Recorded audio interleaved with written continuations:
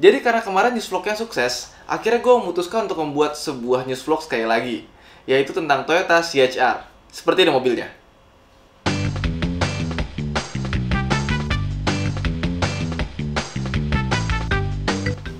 Kenapa kita hari ini mau bahas CHR?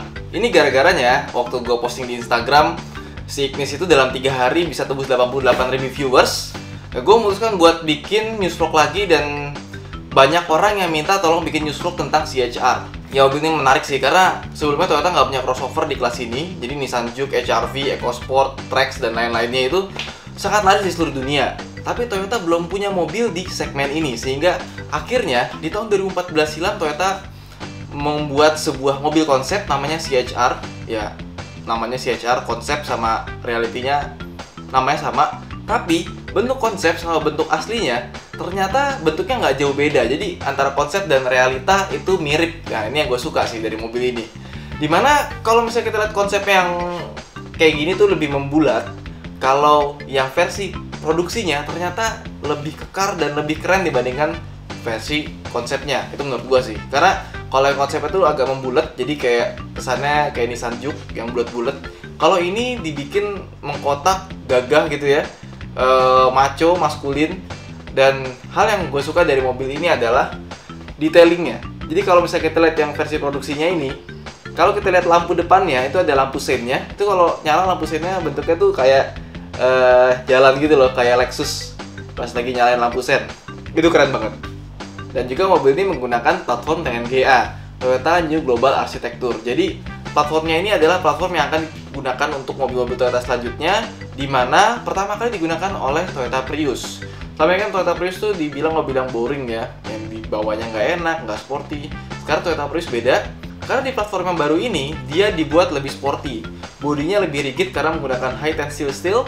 Terus kayak misalnya tracknya dibikin lebih lebar. Terus center of gravity-nya itu dibikin lebih ke bawah, karena mesin ini taruh di bawah.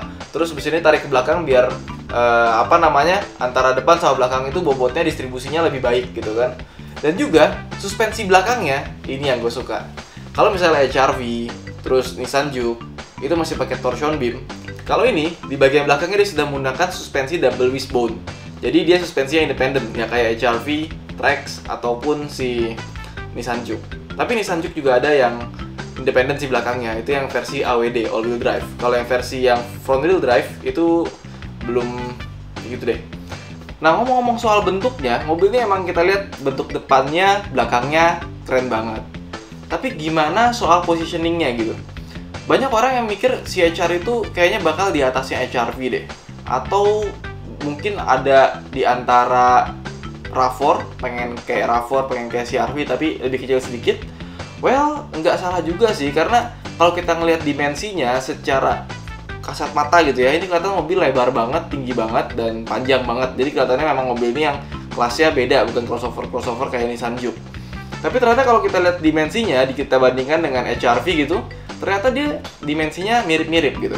Contohnya, kalau HR-V itu panjangnya 4,294 meter, kalau ini panjangnya 4,36 meter, jadi panjangnya nggak jauh beda dengan HR-V. Kalau HR-V itu lebarnya 1,772 meter, kalau ini 1,777 meter.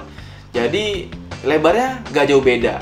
Tapi kalau kita ngomongin tingginya, ternyata mobil ini lebih pendek dibandingkan dengan HR-V. Kalau misalnya HR-V itu tingginya 1605 mm, kalau ini 1565 mm. Jadi mobil ini lebih pendek. Kalau misalnya kalian membayangkan sebuah dimensi CHR, cari sebuah Honda HR-V, terus bayangin bahwa mobil itu adalah mobil yang lebih panjang sedikit, lebih lebar sedikit, tapi lebih rendah dibandingkan dengan HR-V. Jadilah CHR. Tapi kalau ngomong soal dimensi, dia ini punya wheelbase yang sangat panjang loh. Dia panjangnya 2640 mm.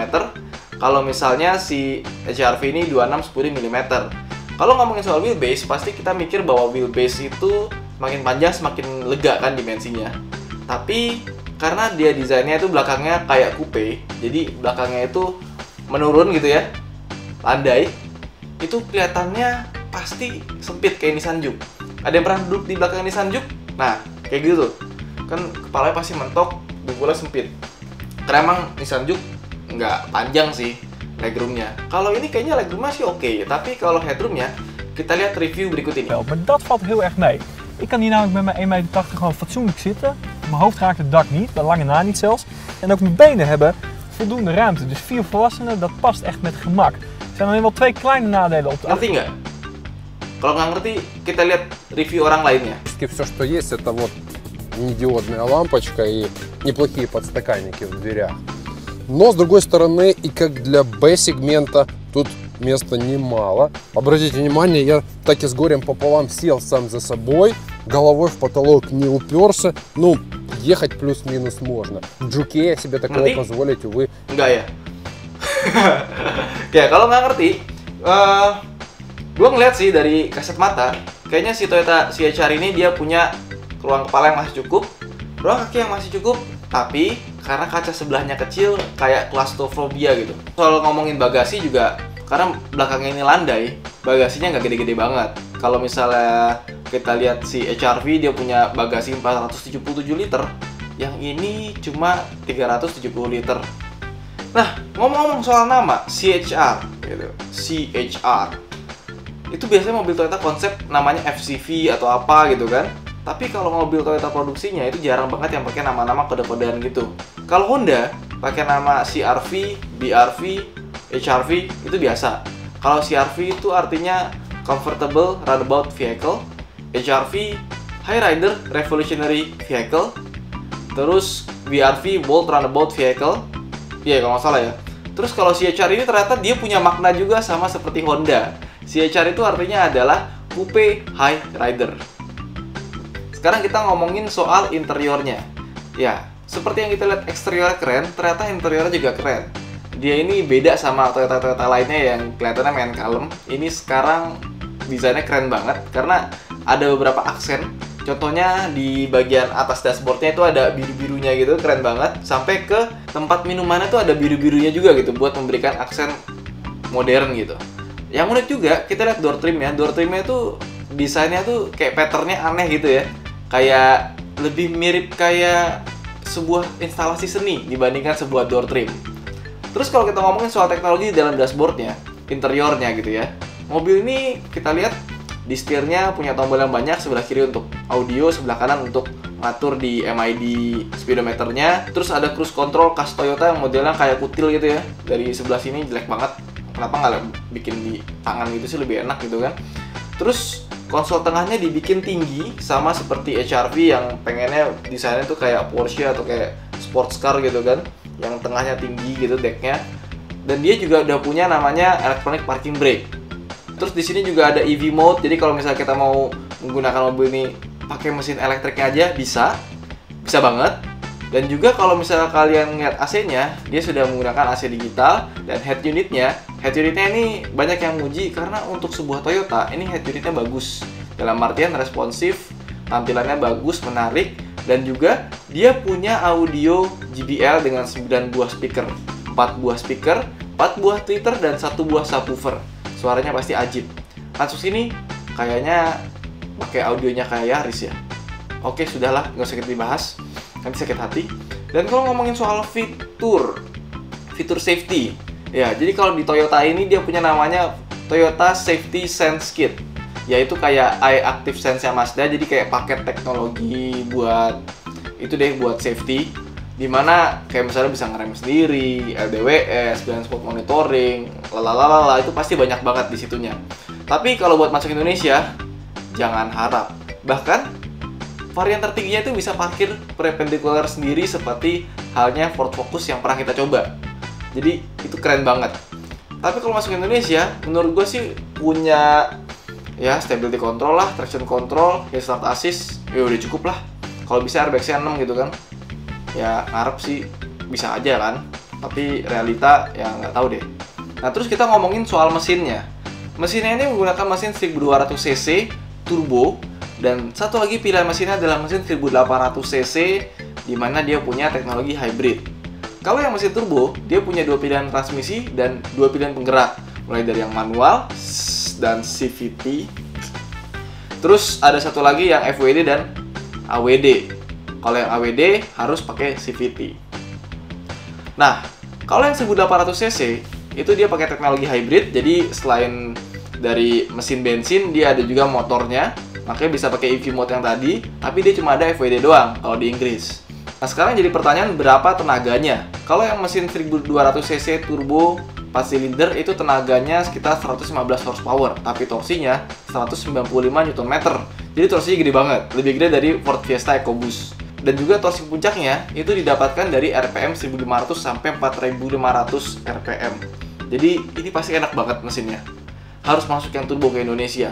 Meskipun rumornya dia bakal pakai mesin Yaris, Sienta, dan Vios. 1500cc 2 NRFE pakai transmisi CVT. Apakah underpower? Pastinya underpower sih, tapi kalau kita ngelihat ya let's say kompetitornya ya Nissan Juke, terus Honda HR-V, 3 mobil crossover Jepang itu semuanya pakai 1500cc dan CVT.